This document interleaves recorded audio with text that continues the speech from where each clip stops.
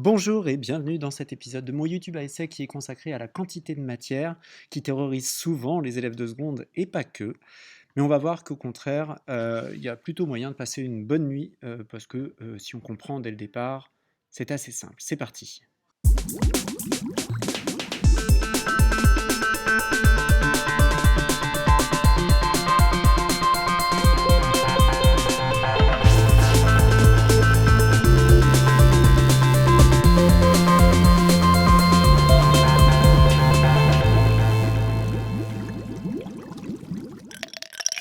Alors justement, en parlant de bonne nuit, commençons par compter des moutons. Alors voici un petit mouton, il est choupinou, il est content, il sautille. J'ai dit qu'on allait compter des moutons, donc on va continuer de les compter, hein. Donc voilà un mouton, voilà maintenant deux moutons, donc deux petits moutons, ils sont contents, ils sautillent. Et si on se balade dans la campagne et qu'on voit des moutons dans un pré, on se fiche à peu près de savoir le nombre de moutons qu'il y a. Tout ce qu'on sait, c'est qu'il y a plein de moutons et qu'on va donc appeler ça un troupeau de moutons. C'est une manière du coup de rassembler plus simplement, une façon de les compter quand il y en a beaucoup. Bah, même chose aussi si on a par exemple des oranges, on passe devant l'étalage d'un magasin, on voit des oranges, et bah, dans ce cas-là, les oranges, quand on va vouloir les acheter, on va vouloir les mettre dans des cagettes ou bien dans des sacs. Donc on va considérer un sac qui contient un certain nombre d'oranges, on se fiche là aussi du nombre d'oranges qu'il y a, on a acheté notre sac d'oranges et c'est plus pratique de compter les oranges par sac que les compter une à une. Et bien pour la matière, c'est à peu près pareil. Et c'est même encore plus pratique pour la matière parce que faut savoir qu'on est entouré de milliers de milliards, de dizaines de milliers de milliards d'atomes et de molécules autour de nous. Et donc dans ce cas-là, quand on veut arriver à compter tout ça, parce que c'est intéressant, parce que par exemple dans des réactions chimiques, on s'intéresse pas mal à savoir justement quelle quantité d'éléments chimiques vont réagir avec d'autres, et bien là aussi on va les mettre dans des sacs, parce que les sacs c'est très pratique. Et ces sacs, nous en chimie, on va les appeler des moles. Une mole, en fait, va toujours contenir le même nombre d'entités chimiques qu'on va noter Na. Na, c'est le nombre d'Avogadro. Nombre d'Avogadro, qui est un nombre extrêmement grand. Parce qu'en fait, le but d'utiliser la mole, c'est-à-dire ces sacs en chimie, c'est de pouvoir mesurer des choses qui sont à notre échelle. On va voir pourquoi. Alors, le nombre d'Avogadro, il contient, je vous ai dit, un très très grand nombre d'entités.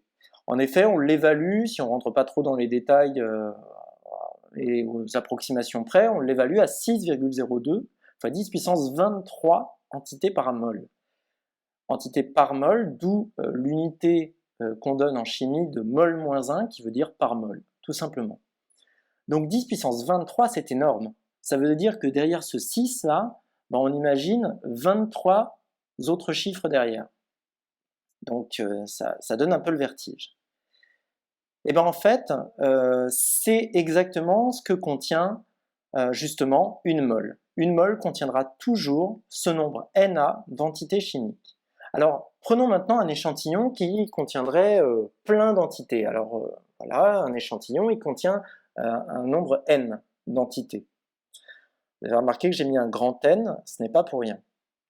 Ce nombre grand N d'entités, plutôt que de s'amuser à le dénombrer avec nos grosses puissances de 10 et nos choses un peu compliquées à calculer, pourquoi pas les mettre aussi dans des sacs, ces fameuses moles. Et bien effectivement, si on arrive à ranger justement nos entités dans des sacs qui contiennent toujours le même nombre d'entités qui est Na, on peut arriver en fait à dénombrer plus simplement la quantité de matière que contient un échantillon. Autrement dit, la quantité de matière, c'est le nombre de moles, c'est le nombre de sacs. Et donc si on souhaite connaître le nombre de sacs, il suffit de diviser, ça c'est un calcul qu'on fait même quand on est tout petit, hein. On divise le nombre d'entités, grand N, par le nombre d'Avogadro, qui est Na. La définition de la mole, elle a été ajustée ces dernières années et on la bouge pas pour l'instant, on n'a pas trouvé d'autres définitions. Et donc, si vous voulez briller dans les soirées mondaines, vous pourrez apprendre que une mole d'entité chimique correspond au nombre d'atomes contenus dans 12 grammes de carbone 12. Alors le carbone 12, c'est un isotope du carbone qui est le plus stable, le plus courant, qui nous constitue d'ailleurs, nous, êtres humains, et c'est en gros le noyau de carbone qui contient 6 protons et 6 neutrons. Voilà, pour faire simple. Alors justement, vous voyez, on parle un petit peu de masse, parlons-en un peu de la masse. On va s'intéresser à la masse d'une mole d'entité chimique. Alors pour simple, on va reprendre nos moutons et nos oranges. Alors je prends une balance comme ça, donc ceci représente une balance, et dans cette balance, je vais mettre un mouton et une orange. On est bien d'accord qu'un mouton, en général, ça pèse plus lourd qu'une orange. Jusqu'ici, on est d'accord. Alors, ça c'est pas mal, ok, on est d'accord là-dessus. Maintenant, ce que l'on va faire, on va reprendre notre balance, mais cette fois-ci, on va peser non pas un mouton et une orange, mais un sac de moutons et un sac d'oranges qui contiendraient tous les deux le même nombre de moutons ou d'oranges. On est bien d'accord que, comme on pouvait s'y attendre, le sac de moutons est plus lourd que le sac d'oranges, vu qu'ils contiennent le même nombre d'entités. Ça se voit aussi pour les atomes. Alors, prenons un atome. Donc un atome, on a dit que ça contenait des protons et des neutrons. Ça contient aussi des électrons d'ailleurs, qui gravitent autour du noyau. Mais en fait, les électrons, on va voir qu'on s'en fiche un petit peu, parce qu'en fait, la masse du proton, elle est à peu près égale à la masse du neutron, vous voyez, c'est une masse extrêmement faible, 1,67 10-27 kg. Bon, ça c'est si on arrondit un petit peu, parce qu'en fait, protons et neutrons, ils sont pas exactement la même masse, mais au lycée, on s'en fiche un petit peu, on dit que c'est exactement pareil. Les électrons, ils sont encore plus légers que ça. En gros, si vous pesiez, par exemple, on va le faire ici, si vous pesiez dans une balance un atome, on est bien d'accord que comme les protons et neutrons, ils ont une masse, ça veut dire que notre balance, elle ferait à peu près comme ça, c'est-à-dire que on observerait une masse. Mais les électrons, ils sont tellement légers, encore plus légers que les protons et les neutrons, que du coup, c'est un peu comme si vous aviez une petite poussière qui tombe sur vous lorsque vous pesez avec une balance. En gros, on s'en fiche un petit peu, c'est négligeable. Donc notre atome, ici, qui contient des protons et des neutrons, il a une masse. Même si elle est toute petite, il a une masse quand même qu'on peut mesurer. Mais nos balances à nous, elles sont pas très réglées pour mesurer la masse des atomes. Et quelle que soit la masse des atomes, par exemple, prenons cet atome qui est petit, imaginons maintenant qu'il y a un atome un peu plus grand, il contiendra un peu plus de protons et de neutrons, c'est vrai, et donc, évidemment, si on mettait ces deux-là sur une balance, on observerait certainement que, que le plus gros des atomes aurait une masse supérieure au plus petit des atomes, ça c'est évident. Seulement nos balances, comme je disais, elles ne sont pas réglées pour ça. Et donc, c'est pour ça que les chimistes, ils se sont dit, autant les réunir tous dans des sacs.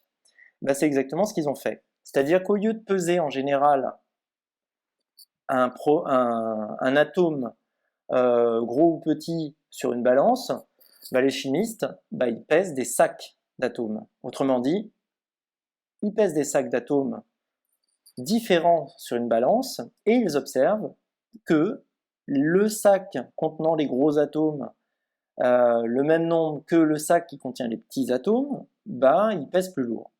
Et cette notion-là, c'est la notion de masse molaire, puisque en fait, ce que l'on pèse ici, ces sacs, ils contiennent tous le nombre d'Avogadro, on est d'accord, c'est toujours le même nombre d'Avogadro qu'on a vu au début. Cette masse d'une mole d'atomes ou d'entités chimiques au sens large, ça s'appelle la masse molaire. La masse molaire, comme c'est une masse par mol, on l'exprime en grammes par mol, ou grammes fois mol moins 1. Du coup, si on imagine un peu les choses maintenant avec une masse d'un échantillon, prenons du sucre, prenons, du sel, n'importe quoi qu'on pèse en faisant de la cuisine, en fait, on pourrait très bien imaginer de peser aussi bien cette masse qu'on va noter petit m, et de réunir en fait tous ces éléments chimiques par un certain nombre de sacs, qui serait toujours cette quantité de matière, ce nombre de moles. Et ce nombre de sacs, il suffirait de le multiplier par la masse d'une mole, la masse molaire, et on obtiendrait la même chose.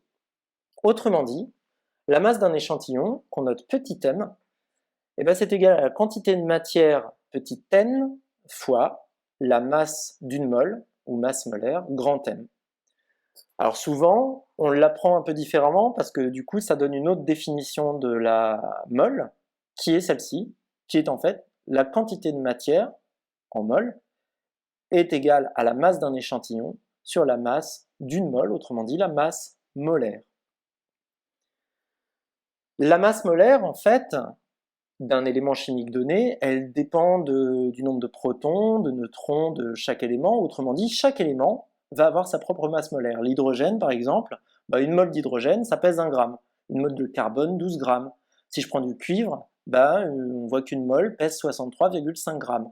Bref, alors tout ça, on ne les apprend pas par cœur, hein, ça ne sert à rien, on finit par les connaître d'ailleurs naturellement à force. Mais tout ça, on va les retrouver dans le tableau périodique des éléments. Le fameux tableau où on classe les éléments par ordre de numéro atomique croissant, etc. Chaque élément chimique possède sa propre masse molaire. Maintenant, des éléments, il y en a un certain nombre bien défini. Par contre, des molécules, il y en a des milliards et des milliards encore. Donc, qu'est-ce qui se passe dans le cas d'une molécule? Alors, voilà par exemple une molécule qui est assez courante, c'est la molécule d'éthanol, C2H6O, c'est sa formule brute. Alors, si on dit C2H6O, ça signifie qu'elle est constituée de 2 atomes de carbone, de 6 atomes d'hydrogène et d'un atome d'oxygène. Eh bien, très simple, si vous voulez connaître la masse d'une mole de molécule d'éthanol, il suffit bêtement d'additionner les masses molaires des éléments qui la constituent. Autrement dit, la masse molaire de l'éthanol, c'est 2 fois la masse molaire du carbone, plus 6 fois la masse molaire de l'hydrogène, plus 1 fois la masse molaire de l'oxygène. La masse molaire d'une molécule est donc bien égale à la somme des masses molaires des éléments qui la constituent. Voilà pour cet épisode de mon YouTube à essai, et on abordera des points qui utilisent la quantité de matière dans d'autres épisodes. À bientôt!